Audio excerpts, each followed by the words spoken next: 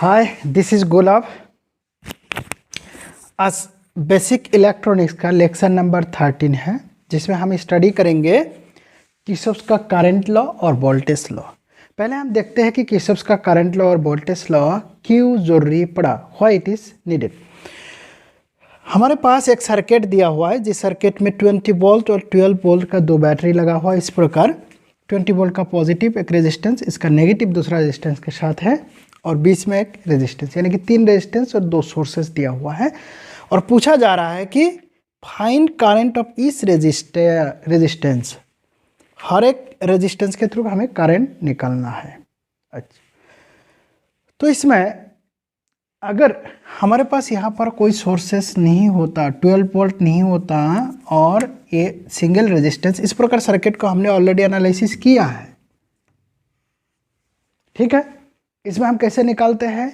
ये 2 resistance parallel है, ये सीरीज है, तो पैरेलल सीरीज को अगर एनालिसिस करके हमने एक इक्विवेलेंट रेजिस्टेंस निकाल सकते, उससे हम टोटल करंट निकाल जाएगा। टोटल करंट को हम डिवाइड करके, क्योंकि करंट डिवाइडर रूल हमने ऑलरेडी स्टडी किया, करंट डिवाइडर रूल से इसकी अक्रॉस में करंट, इसके अक्रॉस में करंट और इसके अक्रॉस में करंट, हमने इसके अक्रॉस में करंट कौन सा होगा, टोटल करंट निकाल सकता है। लेकिन अभी ऐसा हुआ कि यहाँ पर भी एक सोर्सेस लगाया है। क्या लगा दिया है? सोर्सेस। कितना वोल्ट का? 12 वोल्ट का। जैसे 2 बैटरी आ जाता है, तो इस कंडीशन में हम किस ओम्स लॉ को इस्तेमाल नहीं कर सकते हैं। तो इसी सर्किट को एनालिसिस करने के लिए या इसके सर्किट रेजिस्टेंस के थ्रू करंट निकालने के लिए हमें किर्चॉफ्स लॉ की जरूरत पड़ता है। तो अभी देखते हैं किर्चॉफ्स ने क्या क्या लॉ दिया था और वो लॉ को कैसे हम निकाल सकते हैं। तो सबसे पहले किर्चॉफ्स का करंट लॉ, तो हम देखेंगे किर्चॉफ्स का करंट लॉ। तो किर्चॉफ्स का करंट लॉ और वोल्टेज लॉ को स्टडी करने के लिए हमें 2 चीज़ों का जरूरी पड़ता है, 2 टर्मोलॉजी का। वो टर्मोलॉजी क्या है? एक है जंक्शन और दूसरा हो गया लूप, और तीसरा एक टर्म्स का जरूरी पड़ता है जिसको हम बोलेंगे ब्रांच। तो अभी देखते हैं जंक्शन क्या है। जंक्शन का दूसरा नाम है नोड, जंक्शन और नोड। लूप का दूसरा नाम है क्लोज सर्किट, क्लोज सर्किट। ठीक है, तो सबसे पहले इस सर्किट से हमने देखेंगे कि इसका जंक्शन कौन सा है, लूप कौन सा है, ब्रांच कौन सा है, किसको बोलता है। ठीक है, जंक्शन। जंक्शन देखने के लिए 3 या 3 से ज़्यादा ब्रांच जहाँ पर लगता है, यहाँ पर देखें एक हमारा कोई जंक्शन नहीं है, क्योंकि यहाँ पर 2 लगा हुआ है। तो 2 ब्रांच लगाना का मतलब एक मोड़ की तरह बन गया, जैसे हमने जाते ऐसा मुड़ जाते हैं, तो वो हम नोट कंसिडर नहीं करेंगे। यहाँ पर अगर देखते हैं हमारा पास, तो एक हो गया, एक हो गया, एक हो गया, यानी कि 3 ब्रांच आके इकट्ठा हुआ। 3 या मोर देन 3 ब्रांचेस जिस जगह पर जाके क्लोज होता है, जिस जगह जिस पॉइंट में, उस पॉइंट को हम बोलते हैं नोड या जंक्शन। तो यहाँ पर ये क्या आ जाएगा? Junction.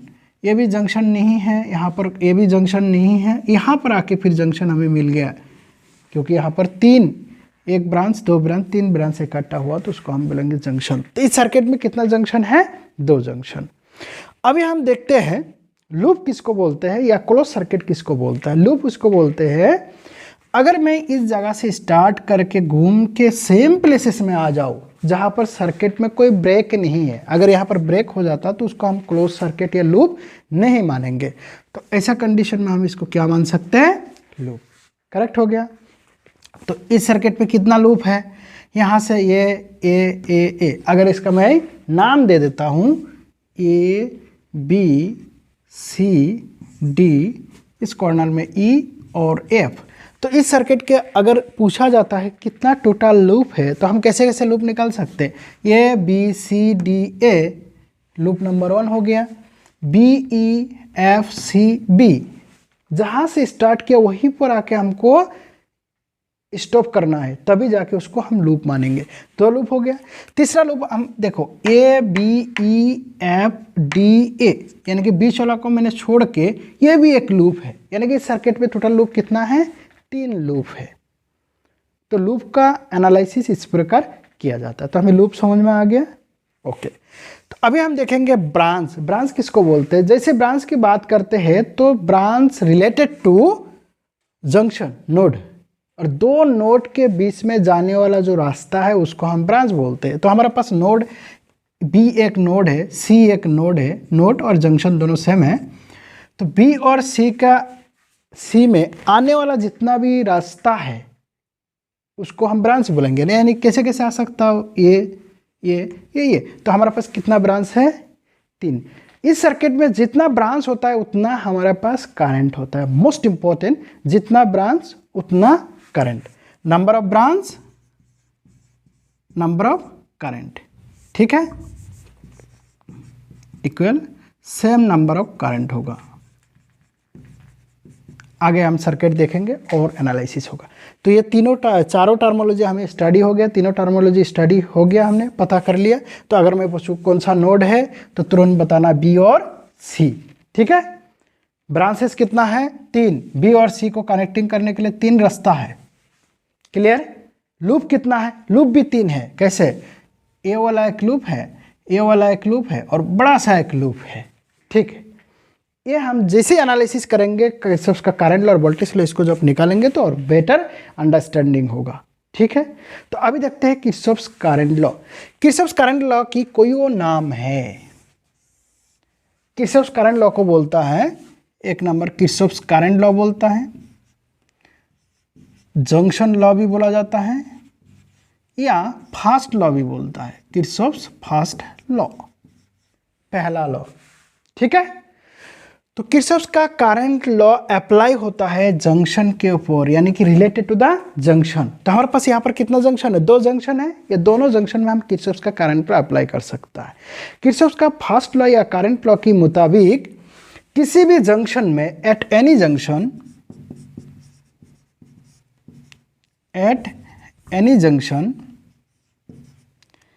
Incoming current equal outgoing current, बस यही है first law, equal outgoing current, ठीक है। क्या है, incoming current equal outgoing current. कैसे हमें पता चलेगा, यहां पर इस जगह पर कोई करंट का डायरेक्शन नहीं दिया हुआ है। अगर हम कुछ करंट एज्यूम करते, मानते कि एक करंट इस तरफ जा रहा है, एक जा रहा है, एक उधर से जा रहा है, तो उस पॉइंट में हम ये लगा सकते हैं कि जितना करंट आ रहा है उतना करंट जा रहा है। फॉर एग्जांपल, अगर ये एक नोड है, जंक्शन है, तो यहाँ पर एक करंट आ रहा है, यहाँ एक आ रहा है, यहाँ आ रहा है, यहाँ से आ रहा है। ये करंट कभी भी पॉसिबल नहीं है किरचॉफ की करंट लॉ के मुताबिक, क्योंकि इनकमिंग इक्वल आउटगोइंग करंट है। तो चारों करंट अगर आ रहा है तो कोई तो कोई जाने वाला होगा, यानी कि कोई ना कोई करंट हमको एज्यूम करना है आउटगोइंग, ठीक है। तो ये कितना हो गया, यहाँ पर मैं अगर I1, I2 और I3 करंट मानता हूँ, इसको I4 मानता हूँ, एज्यूम कर रहा हूँ, तो इसमें क्या होगा, इनकमिंग करंट, इनकमिंग किससे हम देखते हैं, जंक्शन से। ये अगर जंक्शन ए है, इसमें कौन सा करंट आ रहा है, तो कौन सा आ रहा है, I1, I2, I3। तो इसमें इस कंडीशन में क्या होगा, I1 plus I2 plus I3 equal outgoing कौन जा रहा है, I4। अगर मैं चारों करंट को इनसाइड या चारों करंट को मैं आउटसाइड कर देता हूँ तो ये किरचॉफ का लॉ एप्लीकेबल, ये लॉ हम यूज़ नहीं कर सकते और ऑपोजिबल भी नहीं है। और ये लॉ जो इस्तेमाल होता है, ये किसके लिए इस्तेमाल होता है, जब हमारे पास पैरेलल सर्किट होता है। तो पैरेलल सर्किट को एनालिसिस करने के लिए किरचॉफ का करंट लॉ इस्तेमाल होता है, क्योंकि करंट डिवाइड कहाँ पर होता है, पैरेलल में। यहाँ पर कैसा है ये सर्किट, यहाँ आके क्या डिवाइड हो गया, इसीलिए ये जंक्शन में यूज होता है। अगर मैं लूप में देखूंगा तो एक सिंगल लूप सीरीज सर्किट है, तो वहाँ पर करंट सेम रहेगा सिंगल लूप में। तो जब करंट सेम है या सीरीज सर्किट है तो उसमें हम किरचॉफ का करंट लॉ यूज नहीं होता है। कौन सा लॉ यूज होता है, वोल्टेज लॉ। क्लियर हो गया। और ये लॉ जो है ये कंजर्वेशन ऑफ चार्ज के ऊपर डिपेंड है, बेस्ड ऑन कंजर्वेशन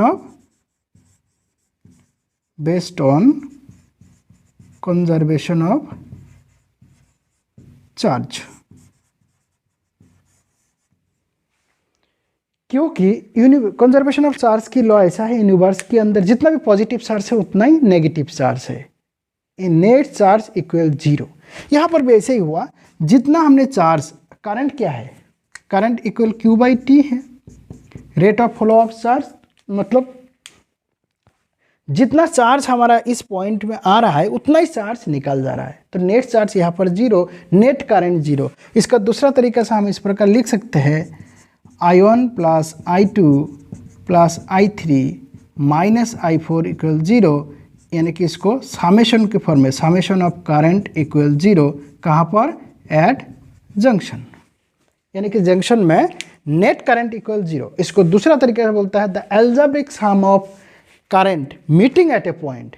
एल्जेब्रिक क्यों बोला? क्योंकि इसका साइन को हमें देखना है। ये प्लस है, जो इनकमिंग है उसको हम क्या मान रहे हैं? प्लस। जो आउटगोइंग है उसको हमें माइनस है। तो algebraic sum of current entering to a point equal 0। किसी भी जंक्शन में एल्जेब्रिक सम इक्वल 0। ये है किरचॉफ्स का करंट लॉ। इस किरचॉफ्स का करंट लॉ अगर यहाँ पर हम यूटिलाइज करें तो हमने किरचॉफ्स का करंट लॉ से करंट का डायरेक्शन करते हैं। जैसे हम इस सर्किट में एज्यूम करते हैं हमारे पास कितना करंट होगा? 3। क्यों? ब्रांच कितना है? 3। नंबर ऑफ ब्रांच 3 है, 1 2 3। और जो ब्रांच, एक ब्रांच में सिंगल करंट फ्लो होता है, इसका मतलब यहाँ से लेके यहाँ तक एक करंट होगा, यहाँ से लेके तो यहाँ से लेके यहाँ। तो मैं करंट मान लेता हूँ ये वाला करंट। इस करंट का डायरेक्शन मैं इस तरफ दे रहा हूँ, क्लॉकवाइज। ऐसा क्यों दे रहा हूँ?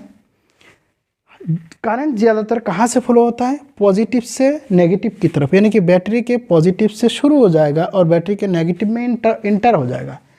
सी से लेके बी तक का जो करंट का डायरेक्शन, सी से डी, डी से ए से बी तक, एक ब्रांच हो गया। ठीक है। अभी दूसरा करंट, यहाँ पर बैटरी है तो बैटरी का पॉजिटिव टर्मिनल से करंट स्टार्ट होगा, यानी कि इस प्रकार करंट फ्लो होगा। इस ब्रांच में ऐसा करंट होगा। हम एज्यूम कर रहे हैं, हो सके ना हो, क्योंकि यहाँ पर 20 वोल्ट का सोर्स है। इस 20 वोल्ट का सोर्स के वजह से करंट का डायरेक्शन अलग भी हो सकता है, लेकिन अभी एज्यूम कर रहा है। फाइनल जब रिजल्ट निकलेगा, अगर माइनस निकला इसका मतलब हमारा एजम्पशन गलत है, तो हम मान लेंगे ऑपोजिट। अगर सही है, पॉजिटिव निकलता है उस करंट का वैल्यू, तो हम इसका मतलब हमारा एजम्पशन सही है। अभी क्या एज्यूम कर रहा है कि ऐसा चल रहा होगा। ठीक, तो इसके थ्रू कैसे करंट बी के तरफ, अरे बी से जा रहा है। दूसरा करंट हम कैसे ले सकते हैं? दूसरा करंट हम किसी भी तरह ले सकते हैं। हमें मालूम नहीं कि करंट ऐसा जा रहा है ऐसा रहा है, क्योंकि हम एज्यूम कर रहा है यहाँ इस तरफ। ये ध्यान देना है कि इस पॉइंट में एटलीस्ट एक इनकमिंग एक आउटगोइंग होना जरूरी है। जैसे यहाँ पर I1 करंट आ रहा है और I2 जा रहा है, I3 जा रहा है। मैं करंट का नाम दे दिया I1 I2 I3। तो ठीक है, इनकमिंग हो रहा है, आउटगोइंग भी हो रहा है। तीनों करंट को हम इंटरिंग नहीं शो कर सकते, तीनों करंट को लिविंग द जंक्शन शो नहीं कर सकते। जैसे यहाँ पर मैंने बताया था कि चारों करंट बाहर या चारों करंट अंदर नहीं। इसलिए हमारे पास अगर बहुत सारा ब्रांच नोड में बहुत सारा ब्रांच आके अगर इकट्ठा हो जाता है, तो सबसे पहले इसका एज्यूम करने का तरीका, सबसे पहले एक इनकमिंग दे दो, आउटगोइंग दे दो, बाकी को किसी भी तरह दे दो। ठीक, लेकिन एक इनकमिंग एक आउटगोइंग हमें देना ही है। This is a compulsory to applying the Kirchhoff's current law to a junction. ये क्लियर हो गया हमें? ओके। अभी हम देखेंगे किरचॉफ्स का वोल्टेज लॉ। तो इसको पॉज करके नोट करो। और इनकमिंग इक्वल आउटगोइंग करंट यही मेन है, इसी को लेके हम चलेंगे। लेकिन जब डेफिनेशन की बात आता है, डेफिनेशन में इस प्रकार लिखा जाता है the algebraic sum of total current meeting at A point या एट ए जंक्शन इक्वल 0। ठीक है, तो अभी देखते हैं किरचॉफ्स का वोल्टेज लॉ। अभी देखते हैं कि किरचॉफ्स का वोल्टेज लॉ क्या कहता है। ठीक है, किरचॉफ्स का वोल्टेज लॉ, सबसे इंपॉर्टेंट बात है कि किरचॉफ्स का वोल्टेज लॉ कहाँ पर यूज होता है? लूप में। जैसे ही वोल्टेज लॉ बोल देंगे तो हमारा माइंड में ये होना चाहिए कोई लूप सिलेक्शन करेंगे जिसमें हम वोल्टेज लॉ अप्लाई करेंगे। Without loop no voltage law is applied. ठीक है, ओके। इस वोल्टेज लॉ के मुताबिक क्या बोलता है? The algebraic sum of every voltage in A loop is 0। अगर लूप के अंदर जितना भी वोल्टेज है देखा जाए, अगर मैं इस लूप को सिलेक्शन करता हूँ ABCDA, कौन सा लूप है? लूप हमने किसको सिलेक्ट कर लिया? ABCDA, ए तक पहुँचना है तभी हमारा लूप कंप्लीट होगा। इस लूप की केस में क्या बताया जा रहा है कि जितना भी वोल्टेजेस है यहाँ पर क्या क्या वोल्टेज हो सकता है, ये क्या लूप है, क्लोज सर्किट है, तो करंट पक्का पास होगा। जैसे करंट पास होगा तो यहाँ पर भी वोल्टेज ड्रॉप होगा, आई आर, यहाँ आई आर होगा, यहाँ कुछ नहीं, यहाँ पर वोल्टेज। यानी कि क्या क्या वोल्टेज हो सकता है, एक तो बैटरी के वजह से वोल्टेज, सोर्स वोल्टेज जिसको हम ईएमएफ बोलेंगे, और आई आर ड्रॉप। तो ईएमएफ और आई आर ड्रॉप दोनों को अगर एल्जेब्रिक सम किया जाए तो टोटल लूप के अंदर 0 हो जाता है, वही बोल रहा है। तो algebraic sum of every voltage, every का मतलब दो जगह वोल्टेज, कौन सा, एक ईएमएफ और आई आर ड्रॉप इज 0। इसको समेशन फॉर्म में, शॉर्ट फॉर्म में से summation of EMF plus summation of I R equal 0। ये जो लॉ बनाया हुआ है based on conservation of energy की बेस पे बनाया है। इसका क्या मतलब है, जितना हमने सोर्स दिया, सप्लाई दिया, बैटरी दिया, उस सोर्स में जो एनर्जी दिया है वो सारा एनर्जी यहाँ और यहाँ खर्चा हो गया, ड्रॉप हो गया। यानी कि मेरे पास 5 रुपया था, 2 रुपया किसी को, 3 रुपया किसी को दे दिया, दैट मीन्स नेट कितना हो गया, 5 - 3 - 2 = 0। That is called conservation of law, conservation energy, और इसी के बेस पे ये लॉ बनाया गया। इससे पहले केसीएल किसकी कंजर्वेशन है, कंजर्वेशन ऑफ चार्ज, और ये किसकी है बेस पे, कंजर्वेशन ऑफ एनर्जी। ठीक है। Use to analysis of series circuit, में पहले भी बताया सीरीज सर्किट को एनालिसिस, क्योंकि जैसे ही लूप ले लेंगे तो लूप हमारा कन्वर्ट हो जाएगा सीरीज में। ये लूप कुछ भी लूप ले लो, वो लूप देखना लास्ट में हमारा क्या आ जाता है, सीरीज सर्किट को एनालिसिस करने के लिए। और जब करंट की बात करता हूँ, पैरेलल में करंट डिवाइड होता है, तो जंक्शन, जैसे जंक्शन बना इसका मतलब करंट दो जगह डिवाइड हुआ, यानी कि कौन सा सर्किट बन गया, पैरेलल सर्किट। क्लियर हो गया, okay.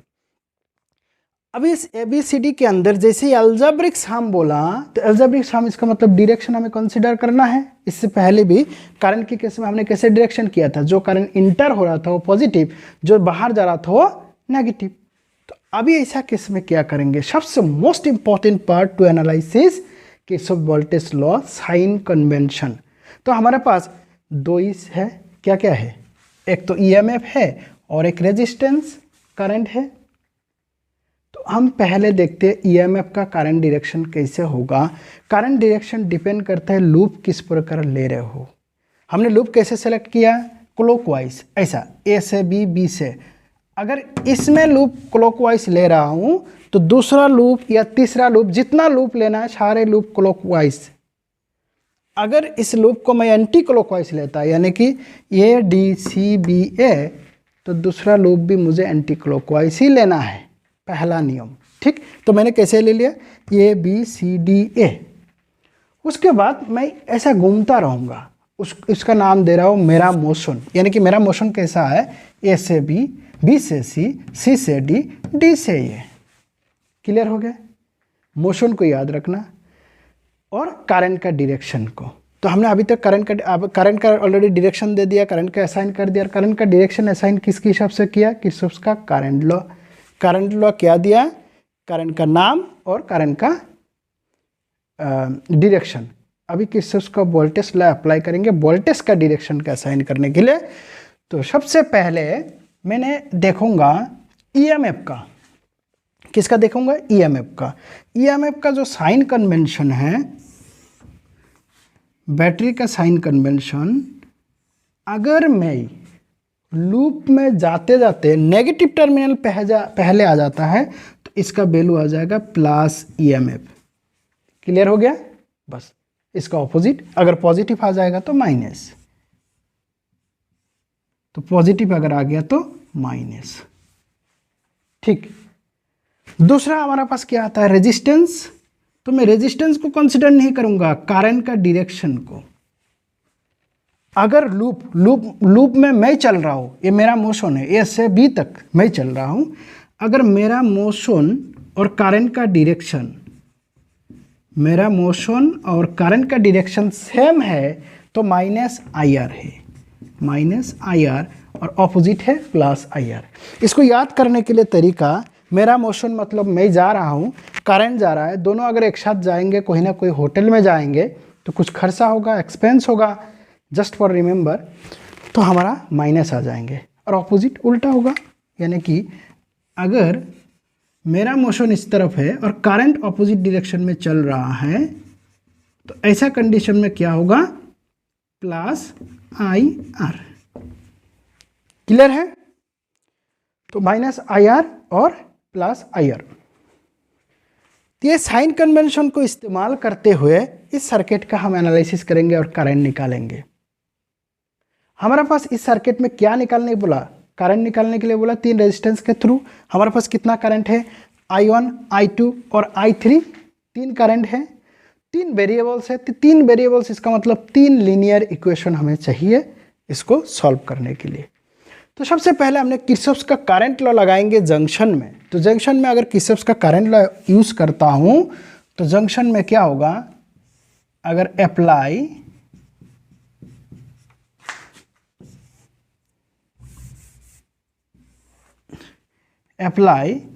KCL at junction B पे मैंने किरचॉफ्स का करंट लॉ अप्लाई करता हूँ तो क्या हो जाएगा? Incoming equal outgoing. यहाँ पर कौन सा करंट आ रहा है? I1, और जा कौन सा रहा है? I2 और I3। That means I1 equal I2 plus I3। ये मैंने इक्वेशन नंबर 1 दे दिया, करेक्ट। दूसरा जंक्शन C है। अगर मैं C में लगाता हूँ तो C का देखना क्या है? इनकमिंग। C में क्या आ रहा है? I2, ये भी आ रहा है, ये पूरा ब्रांच में सेम करंट है, सेम डायरेक्शन। तो I2 आ रहा है, I3 आ रहा है, और जा कौन रहा? I1। तो I1 equal I2 plus I3। तो जंक्शन B और जंक्शन C में सेम इक्वेशन है, इसलिए मैंने एक इक्वेशन को कंसीडर करूंगा। कौन सा? ये वाला। क्लियर हो गया? 1 नंबर इक्वेशन रिमेंबर रखना। अभी हम लूप की बात करेंगे। तो लूप में इन साइन कन्वेंशन को इस्तेमाल करते ही यूज़ करेंगे। तो सबसे पहले मैंने EMF को कंसीडर किया हूँ। तो A से B कोई EMF नहीं, B से C कोई नहीं, C से D कोई नहीं, D से A मेरे पास वोल्टेज आए। कौन सा टर्मिनल आया? नेगेटिव। तो मैं क्या लिखूंगा? नेगेटिव टर्मिनल पहले अगर आ जाता मोशन में तो मैं क्या लिखूंगा? प्लस E, यानी कि प्लस 20। इस केस में प्लस 20। क्लियर? और कोई EMF नहीं है। अभी मैं रेजिस्टेंस का, करंट का और मेरा मोशन का डायरेक्शन देखूंगा। सेम है तो माइनस, बाकी प्लस। तो यहाँ से यहाँ ये रेजिस्टेंस है, करंट कैसे चल रहा है? इस तरफ, और मैं कैसे चल रहा हूँ? ऐसे भी। तो इसका मतलब माइनस होगा, यानी कि माइनस I1 इंटू आर। कितना? रेजिस्टेंस कितना? 10 ओम। उसके बाद मेरा मोशन B से C, मेरा मोशन मतलब लूप का मोशन B टू C, और करंट का डायरेक्शन कैसा है? साथ हो तो माइनस कितना होगा? Minus I2 current into resistance. Resistance कितना है? 4। फिर C से D कोई रेजिस्टेंस नहीं, D से A कोई रेजिस्टेंस नहीं। जैसे ही मैं A से लेके A तक पहुंच गया तो टोटल नेट वोल्टेज कितना है मेरा? 0। तो यानी कि यहाँ आएगा 0। ये हो गया हमारा इक्वेशन नंबर 2। अभी हम देखते हैं कितना इक्वेशन चाहिए हमें? 3 इक्वेशन चाहिए 3 वेरिएबल्स के लिए। तो तीसरा इक्वेशन के लिए मैं ये वाला लूप सिलेक्शन करूंगा। ये लूप कौन सा है? B E F C B, B E F C B। B से गया और B से, और लूप कैसे सिलेक्शन किया? क्लॉकवाइज। क्यों? इससे पहले भी क्लॉकवाइज लिया। ठीक है, ओके। अभी चलते हैं, सेम इसमें भी वही अप्लाई करेंगे। सबसे पहले हमने क्या देखेंगे? पूरा लूप घूमेंगे, EMF है कि नहीं हमारे पास? तो B से E है नहीं, E से F तक है, मेरे पास EMF है। और EMF को कौन सा डायरेक्शन मैंने पहले पढ़ा? Negative terminal. तो मैं क्या लिखूंगा? पॉजिटिव। तो यहाँ लिखूंगा कितना? प्लस कितना है? 12। उसके बाद F से C, C से B कोई वोल्टेज नहीं है, EMF नहीं है। अभी हम देखेंगे रेजिस्टेंस। B से E कोई रेजिस्टेंस नहीं, E से F रेजिस्टेंस है, और करंट का डायरेक्शन और लूप का जो मोशन सेम है तो माइनस आ जाएगा, यानी कि minus I3 into 8, minus I3 into 8। उसके बाद F से C कोई रेजिस्टेंस नहीं, C से B रेजिस्टेंस है, लेकिन करंट ऑपोजिट डायरेक्शन में आ रहा है तो क्या होगा? प्लस।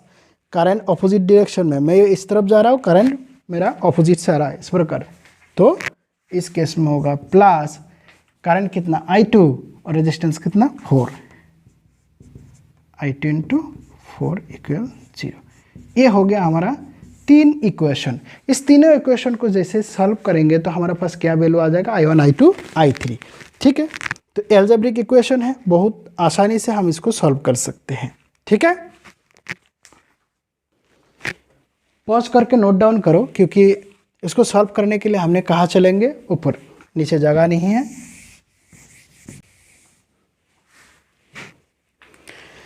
यहाँ पर वेरिएबल I1 I2 है, यहाँ पर वेरिएबल I2 I3 है। तो मैं एक क्या कर सकता हूँ, I2 के जगह I1 I2 मैं लिख सकता हूँ इक्वेशन नंबर 1, यानी इक्वेशन नंबर 1 का इस्तेमाल करेंगे। तो इक्वेशन नंबर 1 पे क्या लिखा हुआ है, I1 equal I2 plus I3। मुझे चाहिए क्या, I3 का वैल्यू, तो यहाँ से हमें मिल जाएगा I3 equal I1 minus I2।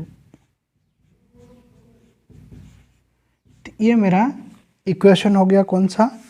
चलिए इसमें इक्वेशन कोई नंबर नहीं दूंगा, इसमें हम यही वैल्यू हम पुट करेंगे, ठीक है, ओके।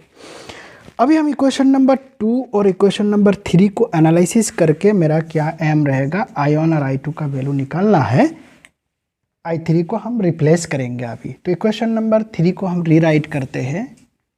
इक्वेशन नंबर 3 को हो गया +12 माइनस 8I3। I3 के जगह क्या लिखूंगा, I1 minus I2, I1 minus I2 plus 4 into I2, plus 4 into I2 equal 0। इस इक्वेशन को 12 minus 8 into I1 minus minus plus 8 into I2 plus 4 into I2 equal 0, ठीक है। तो यहाँ से मिलता है 12 माइनस 8I1, ठीक है, 8I1 plus 8I2 plus 4I2, कितना हो गया 12I2 इक्वल 0। इस इक्वेशन को और आसान करने के लिए हमारे पास 4 यहाँ पर कॉमन फैक्टर है, और 4 तो मैं 4 कॉमन ले सकता हूँ। तो 4 कॉमन लेने से मेरे पास क्या आ जाएगा, इसको आगे लिख देता हूँ, -2 into I1 plus 3 into I2 plus 3 equal 0। 3 into 4 equal 12, 4 into 2 8, 4 into 3 12। Clear हो गया, ओके। तो इस इक्वेशन को मैं कैसे लिख सकता हूँ, -2 into I1 plus 3 into I2 plus 3 equal 0। Equation number पर कितना बन जाएगा, 4। अभी 4 और इक्वेशन नंबर 2 को अगर देखते हैं तो इक्वेशन नंबर 2 में क्या है, I1 I2 है, और इक्वेशन नंबर 4 में भी I1 I2 है। तो किसी एक का जो फैक्टर है, कोफिशिएंट है, उसको हम इक्वल करके एक दूसरे से या तो प्लस या तो माइनस करेंगे। तो क्या है, -2 I1, यहाँ पर I1 का क्या वैल्यू है, I1 का वैल्यू 10 है, यानी कि 5 से अगर प्रोडक्ट करेंगे तो इसके साथ अलाइन होगा। तो 4 नंबर को मैं क्या करूँगा, 5 से प्रोडक्ट करूँगा, करने से क्या आ जाएगा, -5 into I1, sorry 10 into I1, 5 into 3 15 I2, 5 into 3 15 equal 0। और दूसरा इक्वेशन कौन सा, 2 नंबर इक्वेशन में एज इट इज लिखूँगा। 2 नंबर इक्वेशन को क्या है, I1 के जगह I1 और I2 को जगह I2 और -10 इंटू I1, उसके बाद I2 के जगह लिख रहा हूँ -4 इंटू I2 प्लस 20 इक्वल 0। दोनों को अगर मैं एडिशन करता हूँ तो मेरा I1 माइनस करने से एक दूसरे से कैंसिल हो जाता है, माइनस करने से क्या है, साइन चेंज हो जाता है, यानी कि माइनस साइन प्लस होगा, minus sign plus, plus sign होगा माइनस, ठीक। तो ये और ये कैंसिल हो गया, +15 प्लस 4 कितना हो गया, 19 I2 प्लस 15 -20 यानी कि -5 इक्वल 0। तो हमारा पास I2 का वैल्यू आ जाएगा 5/19, इतना एम्पियर निकला। I2 का मतलब कौन सा वैल्यू, ये वाला वैल्यू। अभी एक वैल्यू I2 आ गया, तो हम किसी भी इक्वेशन में, इक्वेशन नंबर 4 में I2 का वैल्यू पुट करने से I1 आ जाएगा। तो इक्वेशन नंबर 4 को हम देखते हैं। इक्वेशन नंबर 4 क्या लिखा हुआ है, -2 into I1 plus 3 into I2। I2 का वैल्यू हमने ऑलरेडी निकल दिया, 5/19। उसके बाद +3 equal 0, -2 into I1 plus 15/19 plus 3 equal 0, उस तरफ चला जाएगा तो क्या होगा -2 इंटू I1, वो भी माइनस हो जाएंगे। एलसीएम लेने से 19, 15 प्लस 3 इंटू 19, I1 डिवाइड में आ जाएगा, प्रोडक्ट में है, यानी कि 2 इंटू 19, यहाँ आ गया 15 प्लस 57, तो ऐड करने से 72, 2 इंटू 19, 90 से जाता है 72 को, तो 2 से हम काट सकते हैं 36, ठीक है। तो 36/19 यानी कि 19 लगभग 2 एम्पियर के आसपास है, लगभग 2, अगर 38 होता तो 2 एम्पियर, 19 इंटू 2 इक्वल 38, तो 1.8 या 1.9 का करीब हमारा क्या है, करंट आ रहा है, ठीक है। तो इसको हम क्या है, डेसिमल पॉइंट में नहीं ऐसे रखेंगे। तो I1 कितना निकला हमारा, I1 इक्वल 36/19 एम्पियर करंट है। तो I1 हो गया 36/19 और I2 5/19। तो अभी देखते हैं I3। तो I3 हम यहाँ से निकल जाए, I1 माइनस I2, ये जो इक्वेशन है, इस इक्वेशन से हम निकाल सकते हैं स्टार इक्वेशन। तो स्टार इक्वेशन अगर हम अप्लाई करते हैं यहाँ पर, तो स्टार इक्वेशन में क्या है, I3 equal I1 minus I2। तो I1 कितना निकला है 36/19, I2 कितना निकला 5/19, एलसीएम हो जाएगा 19, 36 माइनस 5 यानी कि 31/19, इतना एम्पियर करंट होगा। यानी कि तीनों करंट हमें दिखाई दिया, कौन सा I1, I2, I3। अप्लाई किया क्या, किरचॉफ का current law, voltage law. Current law apply करके क्या किया मैंने, करंट का डायरेक्शन दे दिया, करंट का नाम और डायरेक्शन। और वोल्टेज लॉ अप्लाई करके क्या किया, लूप लिया और लूप से हमने इक्वेशन बनाया। तो KCL से एक इक्वेशन बना और KVL से हमें 2 लूप लेके 2 इक्वेशन, तो 3 इक्वेशन की मदद से हमने क्या निकाला, I1, I2, I3। क्लियर हो गया। ये है हमारा तीनों करंट, जो find the current of each resistance, जो हम ओम्स लॉ से पॉसिबल नहीं था, लेकिन किरचॉफ लॉ से हमने निकाल के देखा। यही चीज़ हम प्रैक्टिकल करके देखेंगे कि किरचॉफ लॉ का करंट लॉ यानी कि इनकमिंग इक्वल आउटगोइंग होता है कि नहीं, और जितना भी हमने सोर्स अप्लाई करते क्या, पूरा सोर्स में जितना वोल्टेज हमने अप्लाई करते हैं वो पूरा वोल्टेज क्या यूज़ होता है कि नहीं। अगर यूज़ हो गया, वही है कंजर्वेशन ऑफ एनर्जी, यानी कि जितना सोर्स हमने दे दिया उतना सोर्स रास्ते में यूज़ हो गया। तो ये दोनों का हम प्रैक्टिकल करके देखेंगे। प्रैक्टिकल का वीडियो ज़रूर देखना। प्रैक्टिकल देखने से क्या है, पूरा कॉन्सेप्ट क्लियर हो जाता है। प्रैक्टिकल के बिना ज्ञान अधूरा होता है। यहाँ पर हमने थ्योरी में तो कागज़ कलम में या बोर्ड में, व्हाइट बोर्ड में मैंने दिखा दिया, लेकिन जब तक प्रैक्टिकल नहीं करते हैं तो प्रैक्टिकल में बहुत सारा बाधाएं आता है। कैसे, जो करंट यहाँ से पास हो रहा है तो कुछ यहाँ पर इंटरनल रेजिस्टेंस आता है, तो उसके वजह से कुछ करंट कम होगा, कुछ डिस्टर्बेंस होंगे, कभी हम लगाने के टाइम में सही से नहीं लगा पाएंगे। तो ये जितना भी चीज़ें होता है वो प्रैक्टिकल जब करते हैं तो क्लियर हो जाता है, ठीक है। इसलिए प्रैक्टिकल का जो वीडियोस है उसको ज़रूर देखना, जो ब्रेड बोर्ड के ऊपर हम किरचॉफ का करंट लॉ और वोल्टेज लॉ का एप्लीकेशन कैसे आ रहा है, क्या आ रहा है, इसका एक्सपेरिमेंट हम करके देखेंगे, ठीक। गुड।